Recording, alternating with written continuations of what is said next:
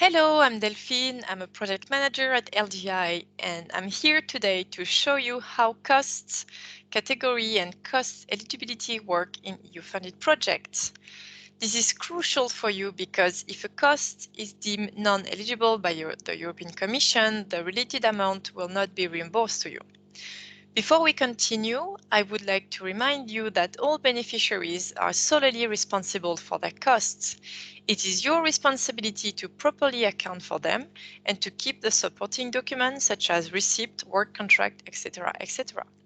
I would like to remind you also that all the rules that I will be detailing today are available in the grant agreement and annotated model grant agreements. Hence, if you have any questions and before even contacting LGI, you can check those documents first.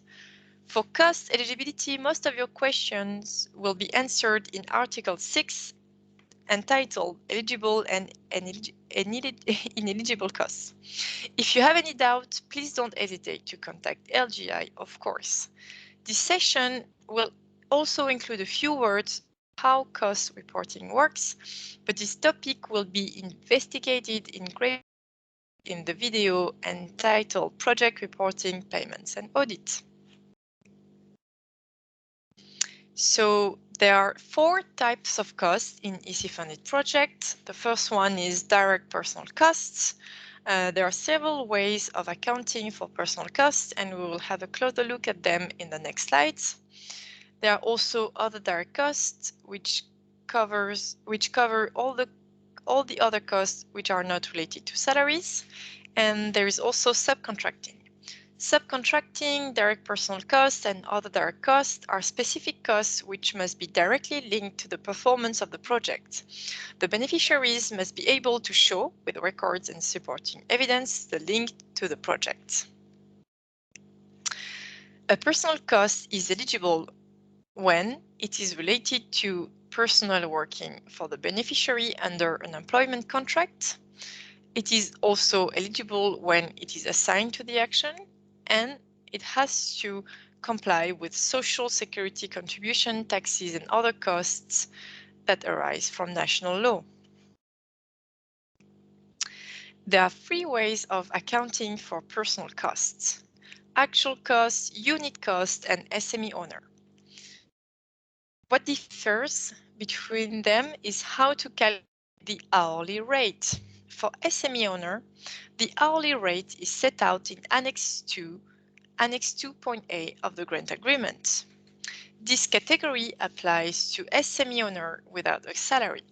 So this is for owner of small and medium-sized company who are working on the action but do not receive a salary. For actual costs, you have to take into account the actual annual cost of a person. This includes the salary stated on the beneficiary payroll, the social security, and also taxes. The calculation also takes into account the annual productive hours. There are 3 ways of calculating them. For more information on the calculation formula, please refer to Grant Agreement and Annotated Model Grant Agreement, Article 6.2, Section A1.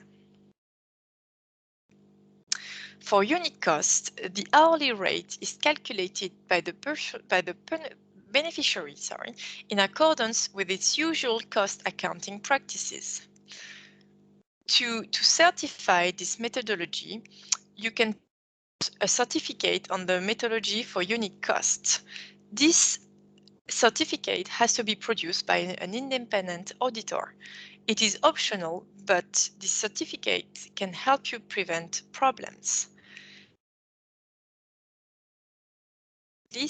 At least at every reporting period with the Commission. To calculate the personal costs related to one individual, you have to multiply his hourly rate by the hours worked. You can add to this calculation additional remuneration, but this only applies to beneficiaries with project-based remuneration schemes. So the hours worked must be recorded. And what actually the the hours worked, you can only incur to the project, the hours actually worked on the action. You cannot declare budgeted time nor estimated time.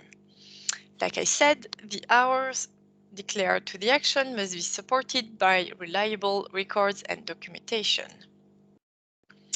So you have to produce a timesheet only if a person is not working exclusively on the project. If a person is exclusively working on the project, then you can produce at every reporting period a simple declaration that the person is working on the action exclusively. Otherwise, you will have to produce a timesheet at every monthly, and this timesheet will have to be signed by the person and also by his or her supervisor. Certain information must appear on this timesheet. Here you have an example of what a timesheet can look like. So what kind of information must appear on the timesheet? So you have to mention the title and number of the action. You can find this information on the main page of the grant agreement. You have to put your organization full name. You also have to put the full name of the person working on the action, and the person working on the action has to put the date and the date and put his signature as well. The timesheet has to specify the number of hours worked for the action, and you actually have to details the task on which you have spent the hours. The supervisor of this person has to sign the document and put his full name as well. If you are wondering whether you are working exclusively on the project, you can ask yourself the following question. If any of this question is positive, then if any of the answer to this question is positive, then yes, you will have to provide a timesheet. Other direct costs can be broken into 4 main categories. You have travel, equipment, consumables, and other costs such as conference fees. Beneficiary must make other direct costs purchase, ensuring the best value for money. Besides, you cannot incur a cost unless foreseen in the budget. If you have identified an unforeseen cost, you have to contact the coordinator before making the expense. The coordinator will contact the project officer to check whether this expense is eligible or not. For travel costs, you have to follow the same usual practices that you have in your company. To illustrate that, if in your company your employees are forbidden to pay for first-class tickets, then you cannot first-class ticket to go to an event related to the project. In addition, to categorize an item between the equipment or consumable category, you have to refer to the accounting rules set within your organization. Besides, to declare equipment costs in a financial statements, you have to take into account the depreciation rates, and also if the equipment is not used exclusively for the action, you can only charge to the project the portion actually used on the action. If your requested direct costs are greater than 3,025 €, then you will be asked to submit a certificate on the financial statement. This CFS report costs usually about 2,000 euros and can be charged to the project. This certificate must be produced by an independent auditor and must cover the whole duration of the project. Subcontracting must be necessary for the action and cover only a limited part of your task. Best value for money must be ensured when choosing the subcontractor. And Subcontracting must be defined in the proposal, meaning that you cannot incur unforeseen subcontracting costs. If you have identified unforeseen subcontracting costs, then contact the coordinator before actually making the expense. The latter will turn to the project officer to check whether the expense is eligible or not. Unforeseen subcontracting costs are very sensitive scenario.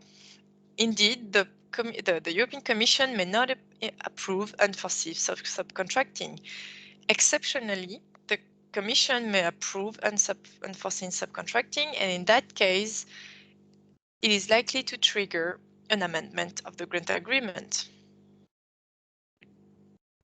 So what is the difference between goods and services and subcontract? So to illustrate this point, we have a few examples. So a subcontract is when you contract an external company to undertake the research tasks that are allocated to you in Annex 1 of the grant agreement. A services is something that is a task you can a services is something that is not a task that is assigned to you in the project. For example, creating a website or renting a room or buying for catering for a meeting is usually not something that is a specific task that is allocated to a beneficiary. Indirect costs. So indirect costs cover all the costs that can't be directly linked to the project. It covers, for instance, utility costs such as water, internet, and insurance. In order to calculate your indirect costs, you have to apply your 25% flat rate on your direct personal cost and other direct costs. Please note that subcontracting are excluded from the indirect cost calculation. So what makes a cost eligible or not? So to be eligible, a cost must be compliant with all the conditions set out in these slides. Meaning that if it is not, then it is not eligible and therefore not reimbursed. So to be eligible, a cost must be incurred by the beneficiary. A cost should be incurred during the project duration, meaning that you cannot declare a cost that you cannot declare an expense that was made before the project started or after the project ended. The cost should be indicated in the estimated budget set out in Annex 2 of the grant agreement. The cost should be also incurred in connection with the action described in Annex 1. The cost should be identifiable, verifiable, and recorded in the beneficiary's account in accordance with the beneficiary's usual accounting practices. The cost should be also compliant with the applicable national law on taxes, labor, and social security. And the cost should be also reasonable compared to work. So what makes a cost not eligible? So like I said, if your cost doesn't comply with all the conditions that were set out in the previous slide, then it is not eligible, meaning that you cannot be reimbursed for this cost. So there are specific costs that are not eligible. For instance, you cannot use the project money to pay for debts, and you cannot use project money to pay for bank costs.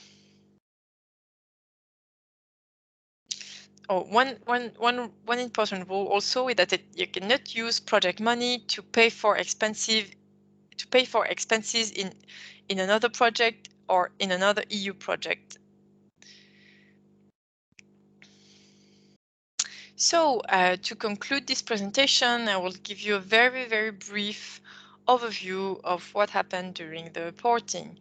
Like I said, a more detailed presentation will be given in the video entitled Project Reporting, Payment and Audit.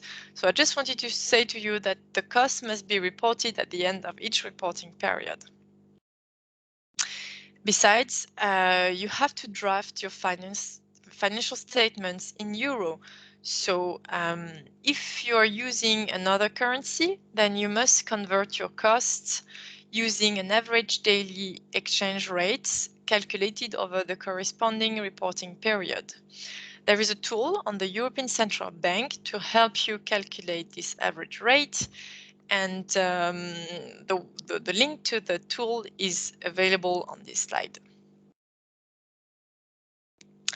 This is the end of the video. If you have any question, we remain at your disposal. Please don't hesitate to check the grant agreement and annotated model grant agreement if you need any more specific information. Thank you again for listening. Goodbye.